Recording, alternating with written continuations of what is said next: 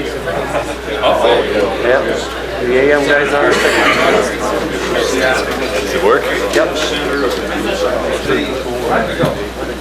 Is that chair taken in there? There's a chair in the second row. So 250.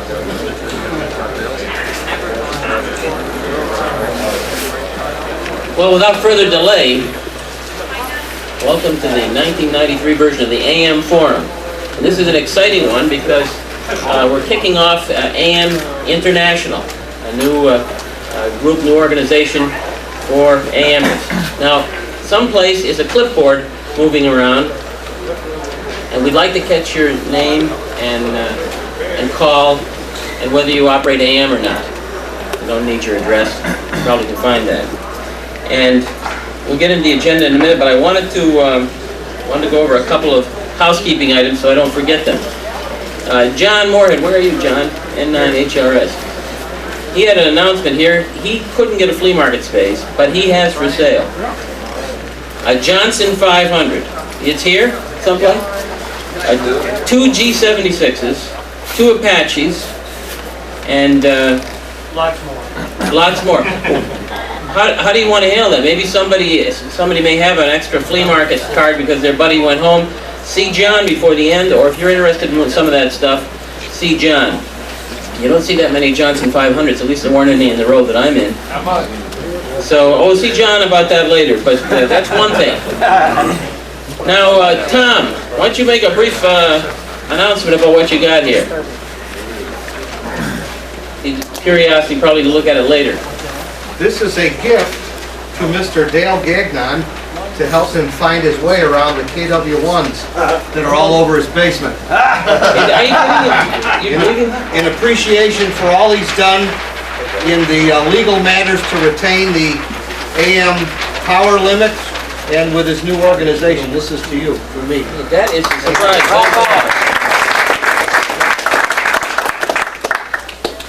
If I'd have known you were going to do that, I would have scheduled it exactly at the same place in the I have more of them, too. Hey, talk to Tom. Okay.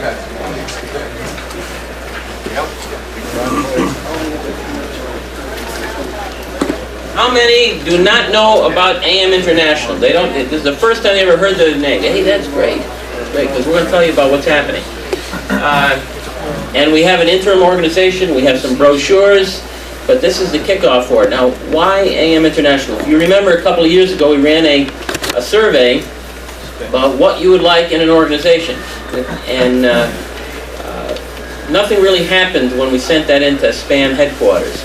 And we worry that the AM visibility because we might be fragmented, might be a problem with policymakers, the regulators down in Washington and so on. So we really wanted to beat the drum about AM, have a high profile with the various amateur radio organizations and with the commission down in Washington. So AM International was born, and it is a name that years ago when SPAM was formed, there was another organization on the West Coast called AM International. And since there is AM overseas as well, and we certainly want to enjoy some DX along with our domestic AM QSOs, we thought we'd adopt that name. And today is the day that we're going public, and it is in electric radio this month. Yes. I have no information about spam. In fact, when we first started this AM forum, it was the spam update that we were doing. I have no information about spam, and there hasn't been any in the magazines.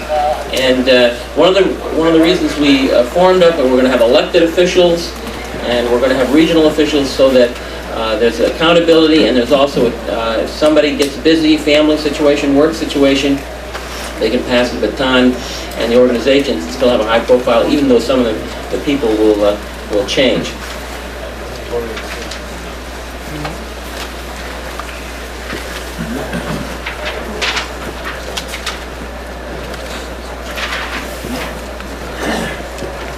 Actually, that was my second slide. Here's what we're going to do. We're going to talk about AM International very briefly, get into some slides of amateurs and their broadcast transmitters. There's a few repeat slides and some new slides, and we'll spend some time there. We also have a little video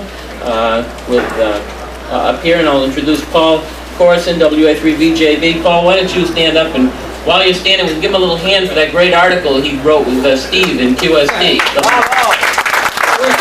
Where'd he go? Oh, he's in the back. There he is. I think my seeds are done. Okay, there he is in the back. He's going to come up here later. And we have Andy, WA4KCY up front, and Don, K4KYV, and they'll be playing a role here very shortly. We'll have a panel and talk about some of the issues around AMI, some of your questions, and then the flea market will call. They tell me that the sun is going to come out sometime this afternoon. Yeah. One thing that was gratifying to me is that a lot of support from Barry Wiseman at Electric Radio and Don at the AM Press Exchange, and some amateurs that I'm sure you're familiar with their call signs have been willing to say, let's make a success of this. And here's the fellows that have agreed to serve as interim regional directors. I'm sorry I don't have a map of the U.S. to show where the regions are, but it is on page 18 in Electric Radio. If you get this, you probably already got it first class. How many people have already received this in the mail? How many have not received it but expect to when you go home soon? How many don't get Electric Radio at all? Please come up and take a copy. This is this month's copy, and you'll see the map. We have a Northeast region, Southeast, Great Lakes, North Central, South Central, Rocky Mountain, Northwest, and Southwest, and some of those regional directors may decide to change the name, that fits things a little bit better. But that's up to the board of directors of AMI to bless, and the regional director to suggest. But how many? Steve Icks was one. Ickes, is that right? Ickes was one of the QST article contributors. Andy's here. Tim Metro is not here today, I don't think. Okay.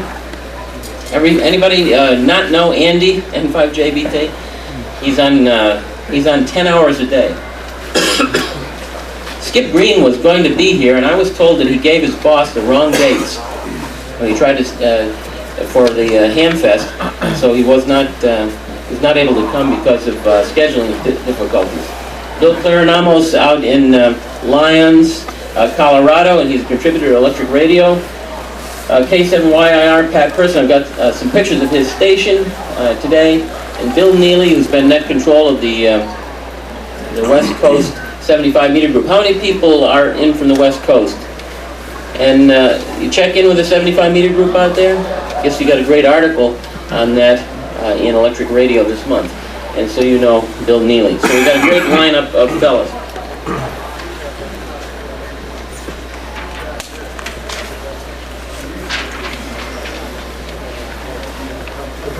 Three purposes for AMI. Enjoyment of the hobby, and we all enjoy AM, but we could probably figure out some things to make it even more enjoyable in some spots of the country when maybe you only hear one AM QSO a week. In the Northeast, we got lots of AM, but there's some things that we could do so we could all enjoy it more. So AMI is dedicated to making it enjoyable. We want to promote it. We want to not so much get everybody to run AM, because if everybody was running AM, I'd probably want to take up golf instead. But we want to promote it amongst us. We want to have slide and video presentations available for, have net operations, continue to get articles submitted to the major publications, and we want to keep manufacturers knowledgeable about what's happening in AM so that they make sure that they have things in their rigs for us too. So enjoy and promote, and probably the underlying foundation for having an organization is to preserve AM. We want to make sure that we're vigilant, we know what's going on in the various regions, we're in contact with the ARL division directors, we're in contact with some people in the FCC, in the league, and the other amateur radio associations, and it's some things, undercurrents, misinformation. We'll be in contact. We'll be able to help them with AM issues. I got a call from our division director. He was concerned that they didn't have the AM windows in one of the operating guides that ARL was publishing. Could I help them? I said, yes, I certainly would like to help you. I think some other people were involved with that as well. So we want to make sure that we're tied in. And then if there is a problem, if there is a situation, get that information out and get the letters. There was good and bad news when we had that power issue a couple years ago. We did not win the continuance of the 1 kilowatt high-level AM power level, but we did win a very substantial statement about how important AM is in the amateur community and so on and so forth. And we want to make sure they don't forget those words, and we can if we're all together. So these are the purposes.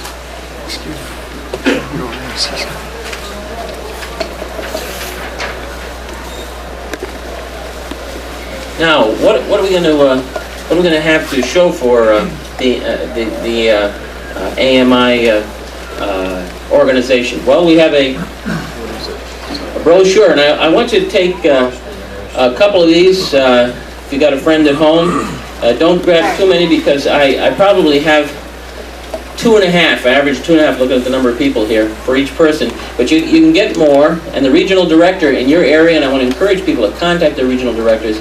They will have more. But this says AM International, dedicated to the enjoyment, promotion, and preservation. The microphone on there, some pictures, and some information about how you can enjoy, promote, and preserve AM. Some things about the organization, how to become a member, where to find the news, and some operating frequencies. And this is so that the amateurs back home can understand what we're doing with AMI, and hopefully that will be attractive for your use. Now, the certificate, I'm going to pass this around, does not come framed. You have to frame it. But this happens to be the certificate that's going to go out to Barry Wiseman. Now, this has just started. I had 5 letters in the post office box. There's probably more there now because some of the people received the announcement about the membership in electric radio. So things have just started. There aren't hundreds of members. You guys will probably be some of the first. But if you pass this around, everybody can kind of look at that up close.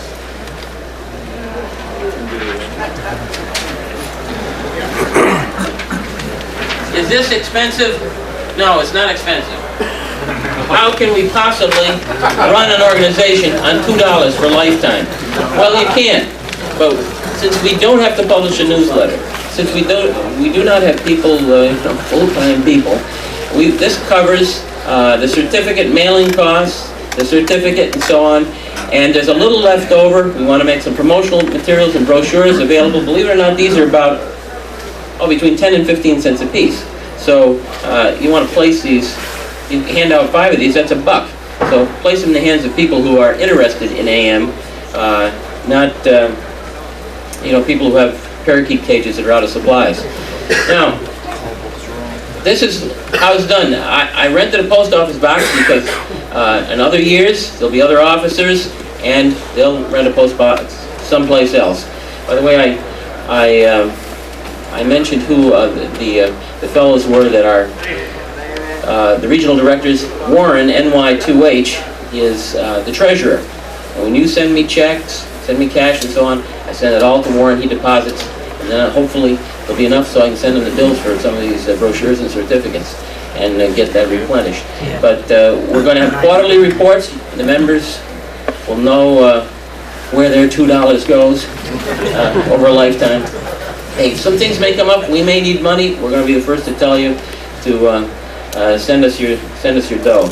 We're in trouble. But if we had to, for instance, do a mailing, and we were into sending out materials about dockets and rulemaking and so on, we might need some help. And I know from the past there are plenty of you that are willing to invest in that.